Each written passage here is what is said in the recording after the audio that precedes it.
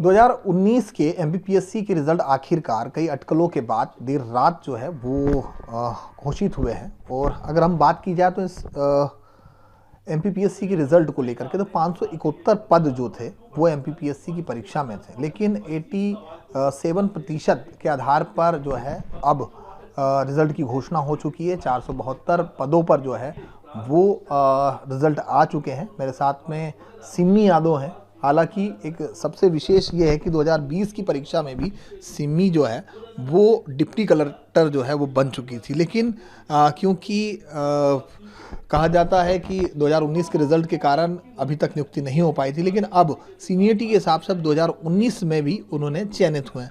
आपको बहुत बहुत बधाई बीएसटीवी से।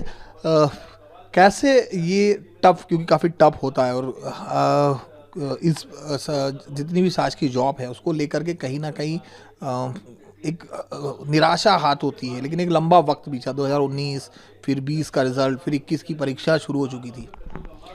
देखिए, डेफिनेटली राज्य स्तर की सबसे कठिन परीक्षा मानी जाती है एमपीपीएससी, लेकिन अगर एक अभ्यर्थी जो है सटीक रणनीति के साथ तैयारी करता है तो निश्चित रूप से उसको सफलता मिलती है।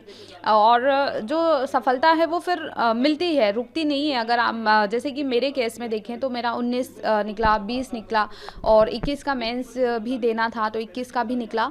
तो अगर हम एक प्रॉपर रणनीति पे काम कर लेते हैं और उस पूरे एग्ज़ाम का गणित हम समझ जाते हैं कि हमें कितनी मेहनत करनी है, क्या तैयारी करनी है, कैसे पढ़ना है, कहाँ से पढ़ना है, तो फिर हमारा सलंग एग्ज़ाम वहाँ पे निकलता है। तो वही स्ट्रेटेजी पे मैंने किया था और तकलीफ़ें तो बहुत आई थी, लेकिन मैंने हार नहीं मानी थी और आज मैं यहाँ पर हूँ।